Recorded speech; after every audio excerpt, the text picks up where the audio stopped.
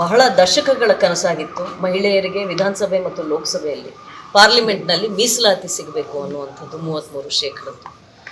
23ರಲ್ಲಿ ಒಂದು ಕಾನೂನು ಜಾರಿಗೆ ಬರುತ್ತೆ. ಆದರೆ ಆ ಕಾನೂನಲ್ಲಿ ಇದ್ದಂತಹ ಷರತ್ತು ಏನಪ್ಪ ಅಂದರೆ ಜನಗಣತಿ ಆಗಬೇಕು ಅನ್ನುವಂಥದ್ದು, ಸೆನ್ಸಸ್ ಆಗಬೇಕು ಅನ್ನುವಂಥದ್ದು. 21ಕ್ಕೆ ಆಗಬೇಕಾಗಿದ್ದಂತಹ ಸೆನ್ಸಸ್ ಕೋವಿಡ್ನ ಕಾರಣಕ್ಕೆ ತಪ್ಪೋಯಿತು. ಹಾಗಾಗಿ ಆ ಜನಗಣತಿಯಾಗಿ ಅದಾದ ಮೇಲೆ ಮರು ವಿಂಗಡಣೆಯಾಗಿ ಅದಾದಮೇಲೆ ಈ ಮೀಸಲಾತಿ ಜಾರಿಗೆ ಬರೋದು ಅನ್ನುವಂಥದ್ದು.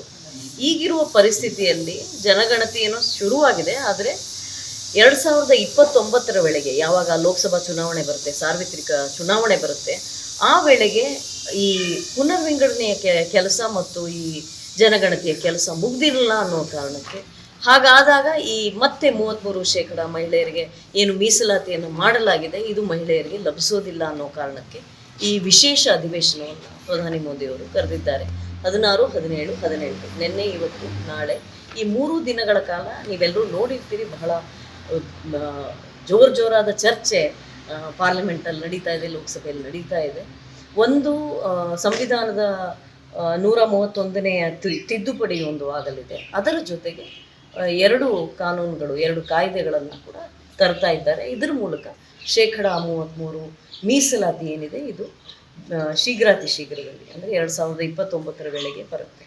ಹೌದು, ಪ್ರತಿಪಕ್ಷಕ್ಕೆ ಈಗ ಒಂದು ನೆಪ ಬೇಕಷ್ಟೇ ಟೀಕೆ ಮಾಡೋದಕ್ಕೆ. ಮಹಿಳಾ ಮೀಸಲಾತಿ ಅನ್ನೋದಕ್ಕೆ ಇನ್ನು ಮುಂದೆ ವಿರೋಧ ಇದ್ದರೆ ಅದು ಮಹಿಳೆಯರೇ ಅವ್ರಿಗೆ ಅದಕ್ಕೆ ತಿರುಗೇಟನ್ನು ಕೊಡ್ತಾರೆ ಅಂತ ಅಂದ್ಕೋತೀನಿ. ಹಾಗಾಗಿ this is opposing for the sake of opposing. ಪ್ರತಿಪಕ್ಷದಲ್ಲಿರೋ ಕಾರಣಕ್ಕೆ ಅವರು ವಿರೋಧವನ್ನು ವ್ಯಕ್ತಪಡಿಸ್ತಾ ಇದ್ದಾರೆ. ನಾನು ಈ ಮೂಲಕ ಎಲ್ಲ ಪಕ್ಷದ ಎಲ್ಲ ಮಹಿಳೆಯರಲ್ಲಿ ಕೇಳ್ಕೊಳ್ಳೋದೇನು ಅಂದರೆ, ನಾವು ದಶಕಗಳ ಹೋರಾಟವನ್ನು ಮಾಡಿದ್ದೀವಿ ಪಕ್ಷಾತೀತವಾಗಿ ಈ 33% ಮೀಸಲಾತಿಗಾಗಿ. ಆ ಹೋರಾಟದ ಫಲವಾಗಿ ಈಗ ನಮಗೆ ಈ ಮೀಸಲಾತಿ ಜಾರಿಗೆ ಬರ್ತಾ ಇದೆ.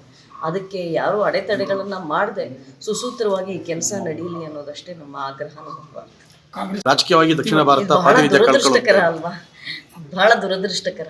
ಕಾಂಗ್ರೆಸ್ ಪಕ್ಷದಲ್ಲಿ ಏನಾಗ್ಬಿಡುತ್ತೆ, ಅವರು ಒಂದು ಕುಟುಂಬದ ಹೆಣ್ಮಕ್ಳಿಗೆ ಸರ್ವೋಚ್ಚ ಆದ್ಯತೆ ಸಿಕ್ಕೋಗುತ್ತೆ. ಅದು ಅವರು ಪ್ರಧಾನಿ ಆಗೋದಿರಬಹುದು, ಅಥವಾ ಅದಾದ ಮೇಲೆ ಒಟ್ಟು ಅವರ UPAಗೆ ಅಧ್ಯಕ್ಷ ಆಗೋದಿರಬಹುದು, ಅವರ ರಾಷ್ಟ್ರೀಯ ಪಕ್ಷಕ್ಕೆ ಅಧ್ಯಕ್ಷ ಆಗಬಹುದು.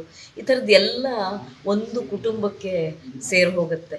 ನಮ್ಮ ಆಗ್ರಹ ಏನು ಅಂದರೆ, ನನ್ನಂತಹ ಇವರಂತಹ ಸಾಮಾನ್ಯ ಭಾರತೀಯ ಮಹಿಳೆಯರಿಗೆ ಈ 33% ಮೀಸಲಾತಿಯಿಂದ ವಿಧಾನಸಭೆಯಲ್ಲಿ ಲೋಕಸಭೆಯಲ್ಲಿ ಪ್ರಾತಿನಿಧ್ಯ ಸಿಗಲಿ ಅನ್ನುವಂಥದ್ದು ಅಷ್ಟೇ ನಮ್ಮ ಪ್ರಾರ್ಥನೆ.